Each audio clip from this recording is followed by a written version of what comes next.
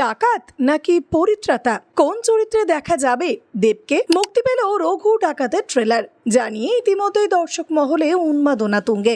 শুধু কি তাই, 22শে সেপ্টেম্বর থেকে শুরু হচ্ছে অগ্রিম বুকিং, জানিয়ে বেশ আশাবাদী দেব থেকে শুরু করে গোটা টিম। এবার পুজোয় একের পর এক ধামাকাদার বাংলা সিনেমা মুক্তি পেতে চলেছে। রঘু ডাকাত থেকে শুরু করে দেবী চৌধুরানী, রক্তবীজ 2 এবং যত কাণ্ড কলকাতাতেই। আর তাই দর্শকদের মধ্যে যে একটা টানটান উত্তেজনা বিরাজ করছে তার বলার অপেক্ষা রাখে না। ইতিমধ্যেই মুক্তি পেয়ে গিয়েছে রক্তবীজ 2 এর ট্রেলার। এরপর সম্প্রতি মুক্তি পেল রঘু ডাকাতের ট্রেলার, যা খানিকটা সিনেমার ধাঁচে টিকিট কেটে দেখতে হলো দেবভক্তদের। আসলে রঘু ডাকাতের ট্রেলার লঞ্চে দেব এবং সিনেমার বেশ কয়েকজন কলাকুশলী সহ দেবের পরিবারও উপস্থিত ছিল। তাই প্রথম থেকেই ঠিক করা হয়েছিল এই দিন একটা টিকিটের ব্যবস্থা করা হবে। তাই রীতিমতো টিকিট কেটেই নেতাজি ইন্ডোর স্টেডিয়ামের দর্শকাসন বুক করে দর্শকরাই সিনেমার ট্রেলার লঞ্চে অংশ নিয়েছিল, যেখানে একই মঞ্চে দেখা গিয়েছিল দেবের সঙ্গে কোয়েল থেকে শুরু করে শ্রাবন্তী, নুসরাত, ইদিকা, পূজাদের।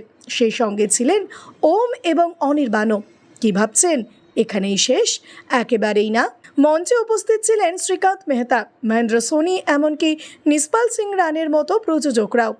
সেই সঙ্গে মঞ্চে বাবা, মা এবং বোনকেও স্বাগত জানিয়েছিলেন অভিনেতা দেব। সকলের উজ্জ্বল উপস্থিতিতে মুক্তি পায় রঘু ডাকাতের ট্রেলার, যাকে এক কথায় বলে গ্র্যান্ড ট্রেলার লঞ্চ। সেই সঙ্গে ছিল বাংলা ইন্ডাস্ট্রিতে দেবের 20 বছরের বর্ষপূর্তির অনুষ্ঠানও। আগামী 25শে সেপ্টেম্বর মুক্তি পাচ্ছে রঘু ডাকাত, আর তার আগে 22 তারিখ থেকে অগ্রিম বুকিং করা যাবে বলেও জানা গিয়েছে।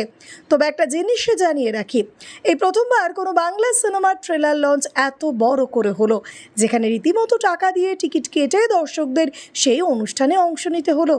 শোনা গিয়েছে এই টিকিটের টাকা যাবে সিনে টেকনিশিয়ান ফেডারেশনের কাছে, যা কলাকুশলীদের পরিবারের সদস্যদের চিকিৎসা সহ বিভিন্ন প্রয়োজনে ব্যয় করা হবে। আর তাদের এই টাকা হাতে তুলে দেবেন স্বয়ং দেব নিজেই।